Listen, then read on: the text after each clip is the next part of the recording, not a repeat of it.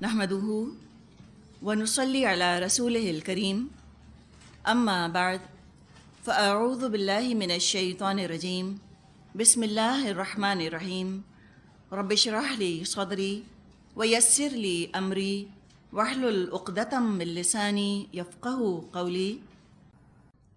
اب جو اگلی صورت ہے ماعون، یہ بالکل سمجھیں کہ سورہ قریش ہی سے جڑی ہوئی ہے۔ اس صورت میں اس اخلاقی زوال کی طرف اشارہ ہے جو مکے والوں میں آ گیا تھا۔ کہاں وہ رویہ کہ تجارت کا مال، اس کا نفع غریبوں میں بھی تقسیم کیا جاتا تھا، اور جب مال اور دولت آ گئی تو دل تنگ ہو گئے۔ اب یہ حال کہ یتیم کو دھکے دینے لگ گئے، مسکین کو کھانا نہیں کھلاتے۔ آپ دیکھیں غریبوں کے دل بہت بڑے ہوتے ہیں، چٹنی روٹی بھی کھا رہے ہوں اور آپ پہنچ جائیں تو آپ کو بھی انوائٹ کر لیں گے کہ آؤ باجی تم بھی بیٹھ جاؤ، تم بھی کھا لو۔ اور جب بہت زیادہ اللہ دے دے اور پیزا کھانے لگ جائیں تو پیزا نہیں شیئر کر سکتے کسی کے ساتھ، اس کو بھی چھپا لیتے ہیں، تنگ دلی آ جاتی ہے۔ تو یعنی معاشی خوشحالی بعض دفعہ اخلاقی زوال کا سبب بن جاتی ہے۔ تو کیسے ہو کہ معاشی خوشحالی بھی ہو اور اخلاق بھی اعلیٰ ہوں؟ وہ صرف ایک طریقہ ہے کہ یوم الدین کو یاد رکھے انسان، اور جو اللہ نے معیار بتا دیا اس معیار پر یوم الدین کو مانے اور اس کے لیے صحیح عمل کرے۔ سورہ ماعون مکیۃ، سورہ ماعون مکی صورت ہے۔ سورۃ الماعونی ایک رکوع ہے اور 7 آیات ہیں۔ ماعون کا مطلب ہوتا ہے ضرورت کی چھوٹی موٹی چیزیں۔ شروع ہوتی ہے بسم اللہ الرحمن الرحیم، ارأیت الذی یکذب بالدین، تم نے دیکھا اس شخص کو جو آخرت کی جزا اور سزا کو جھٹلاتا ہے۔ ارأیت تعجب کا صیغہ ہے، ذرا دیکھو تو اس شخص کو جو دین کا انکار کرتا ہے۔ دین سے مراد دین اسلام بھی ہو سکتا ہے، اور دین سے مراد آخرت کا دن بھی ہو سکتا ہے۔ قرآن میں تو معاشرے کے دبے ہوئے اور پسے ہوئے لوگوں کی اپلفٹ کے لیے بہت سی ہدایات موجود ہیں۔ جو ان کو نہ مانے، ان پر عمل نہ کرے، اس نے تو ان کو جھٹلا دیا۔ تو یہ وہی کر سکتا ہے کہ جو جزا اور سزا کے دن کو نہ مانے، وہی قرآن کو جھٹلائے گا اور وہی یتیم کو دھکے دے گا، وہی اخلاقی تعلیمات کو اہمیت نہ دے گا جو آخرت کو نہیں مانتا۔ جو معاشرے کے محروم طبقے ہوتے ہیں ان سے لوگ 2 وجوہات کی بنا پر تعلق رکھتے ہیں، اور 2 طرح کے لوگ ہوتے ہیں۔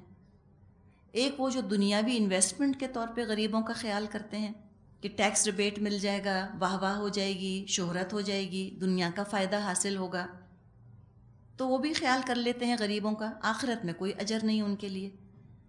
کچھ لوگ ہیں جو آخرت کے انویسٹمنٹ کے طور پہ غریبوں کا خیال کرتے ہیں، بے غرض اور فیاض لوگ، خدمت خلق کرنے والے۔ لیکن یہ کیسا انسان ہے؟ اس نے تو جھٹلا دیا، آخرت کو نہیں مانتا۔ فَذَلِكَ الَّذِي يَدُعُّ الْيَتِيمَ، وہی تو ہے جو یتیم کو دھکے دیتا ہے۔ دال عین عین مادہ ہے، یدعو دھکے دینا۔ یتیم کو حقیر سمجھتا ہے، جو یتیم کو حقیر سمجھے اس کا مطلب ہے اس کا آخرت پر کوئی یقین نہیں۔ اور دھکا دینے کے کئی معنی کیے گئے ہیں، خود سے دور رکھتے ہیں، یا جب یتیم مدد مانگنے کے لیے آئے تو مدد نہیں کرتے، یا یہ کہ مالی وراثت میں ان کو حصہ نہیں دیتے یتیموں کو۔ ولا یحض علی طعام المسکین، اور مسکین کا کھانا دینے پر لوگوں کو نہیں اکساتا، لوگوں کو ترغیب نہیں دیتا کہ مسکین کو کھانا کھلاؤ، نہ خود یہ کام کرتا ہے نہ دوسروں کو خرچ کرنے کا شوق دلاتا ہے۔ یہ اس کے کردار کا حال ہے۔ فرمایا فَوَيْلٌ لِّلْمُصَلِّينَ الَّذِينَ هُمْ عَنْ صَلَاتِهِمْ سَاهُونَ الَّذِينَ هُمْ يُرَاءُونَ وَيَمْنَعُونَ الْمَاعُونَ، پھر تباہی ہے ان نماز پڑھنے والوں کے لیے جو اپنی نماز سے غفلت برتتے ہیں، جو ریاکاری کرتے ہیں اور معمولی ضرورت کی چیزیں لوگوں کو دینے سے گریز کرتے ہیں۔ تو ایک تو دیکھیں آپ کہ نماز کوئی شخص پڑھتا ہے اور یتیم کے ساتھ یہ سلوک کرتا ہے، اس کا بھی آخرت پر یقین نہیں، یہ سب دکھاوے کی نماز ہے۔ ایک مطلب تو اس کا یہ لیا گیا۔ دوسرا مطلب جو لیا گیا اس کا تعلق مشرکین سے ہے اور قریش سے ہے قریش خانہ کعبہ کے متولی تھے، وہ بھی نماز پڑھا کرتے تھے، مگر مشرکوں کی نماز خالی خولی تھی، اس کی روح بھول چکے تھے۔ نماز پڑھنے کے باوجود کردار ان کا یہ بن گیا تھا کہ یتیم کو مسکین کو برا بھلا کہتے تھے۔ انابت اللہ نہیں تھی ان کی نمازوں میں۔ جس کو یہ احساس ہو کہ جیسے میں نماز میں کھڑا ہوں اسی طرح ایک دن اللہ کو جواب دینا ہے، اس کا کردار اخلاق ایسا پست نہیں ہو سکتا۔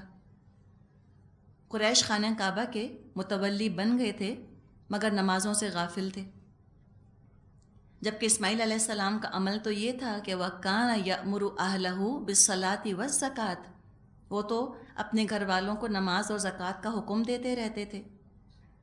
اہل مکہ نے تو اول نماز ہی چھوڑ دی تھی، اور جو تھوڑی بہت نماز کے ریمننٹس رہ گئے تھے اس کا نقشہ سورہ انفال میں کھینچا گیا ہے کہ وَمَا كَانَ صَلَاتُهُمْ عِندَ الْبَيْتِ إِلَّا مُكَاءٌ وَتَصْدِيَةٌ، بیت اللہ کے پاس ان کی نماز سیٹی اور تالی بجانا رہ گئی تھی۔ تو یہ ہے نماز سے بالکل غافل ہو گئے تھے۔ ساہون سے مراد کیا؟ بھول گئے تھے۔ یہ سہو فی الصلاۃ کی بات نہیں کی جا رہی کہ نماز میں غلطی ہو جانا، کبھی کبھار بھول ہو جانا، اس کا ذکر نہیں ہے۔ نماز میں تھوڑی بہت غلطی سے تو کوئی مسلمان بری نہیں۔ شاید نبی اکرم صلی اللہ علیہ وسلم سے بھی نماز میں سہو اسی لیے ہوا کہ باقی مسلمان سیکھ لیں کہ نماز میں اگر بھول چوک ہو جائے تو سجدہ سہو کیسے کیا جاتا ہے۔ تو سہو فی الصلاۃ کا ذکر نہیں ہے، سہو عن الصلاۃ کا ذکر ہے۔ نماز کا ترک کر دینے والا، پتہ ہی نہیں فجر کب ہوئی، ظہر کب ہوئی، کاموں میں ایسے مشغول کہ نماز کی فرصت نہیں۔ وہ کہتے ہیں نا کہ حیرت ہے تجھے نماز کی فرصت نہیں۔ نماز سے مت کہو کہ مجھے کام کرنا ہے، کام سے کہو کہ مجھے نماز پڑھنی ہے۔ تو اللہ کے ساتھ یہ معاملہ ہے، اور بندوں کے ساتھ کیا معاملہ ہے کہ چھوٹی موٹی چیزیں جو ہیں عام روزمرہ کے استعمال کی، وہ بھی استعمال کے لیے نہیں دیتے۔ تو معاون روزمرہ کے استعمال کی چیزیں، پیاز، ماچس، پینسل، رولر، کوئی چھوٹی موٹی چیز۔ تو کچھ لوگوں نے معاون سے مراد گھریلو استعمال کی معمولی چیزیں لیے ہیں، اتنے کنجوس ہو گئے ہیں کہ اپنی چھوٹی چھوٹی چیزیں بھی روک کر رکھتے ہیں، نہیں دیتے کسی کو۔ اور بعض لوگوں نے معاون سے مراد زکوٰۃ لی ہے، اسی کہ زکوٰۃ بھی بہت سارے مال میں سے تھوڑی سی چیز ہے جو دی جاتی ہے۔ میم عین نون اس کا مادہ ہے۔ تو چھوٹی چھوٹی چیزیں بھی یہ روک روک کے اور بچا بچا کے رکھتے ہیں۔ والآخر دعوانا ان الحمد للہ رب العالمین۔ سبحانک اللہم و بحمدک نشہد ان لا الہ الا انت نستغفرک و نتوب الیک۔ السلام علیکم ورحمۃ اللہ وبرکاتہ۔